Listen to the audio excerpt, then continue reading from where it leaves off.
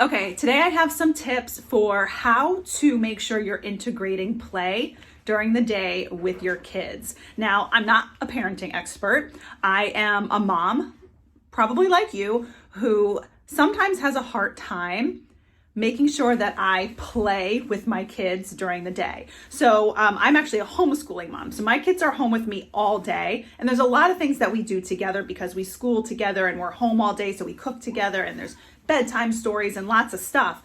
But I've seen a lot of conversations on social media in the last couple of weeks and mom groups with people expressing concern over the fact that they don't necessarily like to play with their kids. They could do lots of other things with their kids during the day, but when it comes to actual play, they tend to avoid it because it's either not fun for them, it's not interesting to them, or it actually goes to the point where it actually is so boring that it's excruciating, right? And people mention things like, role playing with the kids and playing with their little figurines on the floor, with the cars and the trains, and, pretending to build a little city with the blocks and, all those things that little kids want to do and they love to have their parents do with them. Sometimes it can be hard for us to engage in those kinds of activities as adults, but it's so important to our kids, and it's just such a great opportunity for connection. And the reason I'm talking about this today is A, because I'm a mom, and B, I think it's a really important topic for those of us who had childhoods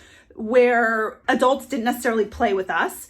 And so a lot of the audience that I speak to are adult survivors of childhood trauma, dysfunctional family systems. And I mean, there were just so many other things going on in our lives that play wasn't a big priority. We were just surviving a lot of our circumstances, right? And so then now we're adults and we have our own kids, and we have brought that lack of priority around play into parenthood. Now, this was a lot harder for me early on in my parenthood experience. So I have a 10-year-old and a 6-year-old. So I've been a parent for 10 years. When my first son was a toddler, sitting down to play with him was very difficult. I was a new mom. I was, a lot of my old wounds were being exposed for the first time just through being a mom.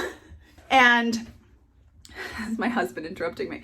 And so that was really difficult for me to play. And then, as he got older and I had my second son, just sort of practicing and becoming more comfortable as a mom and in my role as a mother, I started to get a little bit better at it. But I had, if you watch my videos or read my content, you'll know that I'm all about habits and tips and tricks to kind of change our conditioning, because just thinking about how we want to change our conditioning and our behaviors sometimes isn't enough. We have to go through the motions enough times where that activity or that behavior starts to feel normal for us. So what I do is I kind of set a quota for myself when it comes to play with the kids, because again, we homeschool. I also have a business. My husband has a business that I help him with.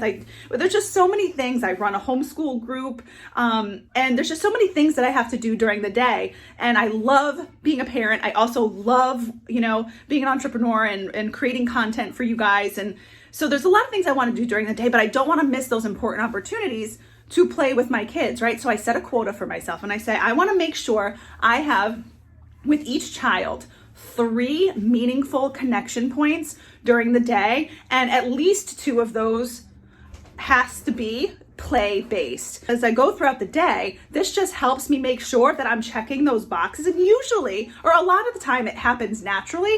But if I find that I'm distracted or I'm stressed out or I'm too focused on my own work and not on the kids, I will go back and I have to say, oh, well, I haven't sort of done those things today. And so I was kind of at that point today. It's a weekend, so we just went out to dinner as a family, and we've had lots of conversations as a family.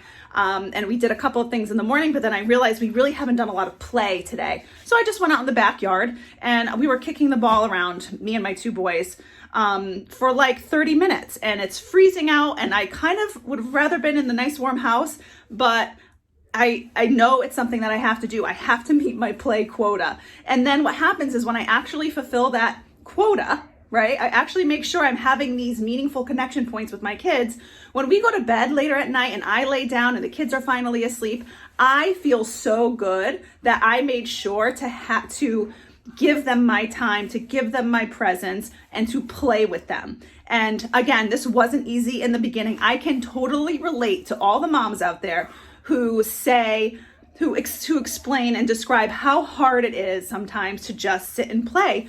It sounds like it would be an easy thing, but when it's difficult to slow down, when you tend to busy yourself with other things, and you're maybe still in the healing process from your own experiences in your own childhood, this stuff can be really hard. Okay, so as always, it's important to talk to people, connect with the community, and create little habits and tricks for yourself so that you can introduce new behaviors and habits that will expose you to new realities, right? New opportunities and new ways of thinking about things. And that goes for everything. And it also goes for playing with your kids. Okay, so that's what I have for you today. If you haven't subscribed yet to my channel, I release these thoughts in my daily vlog every single day at 5:00 p.m.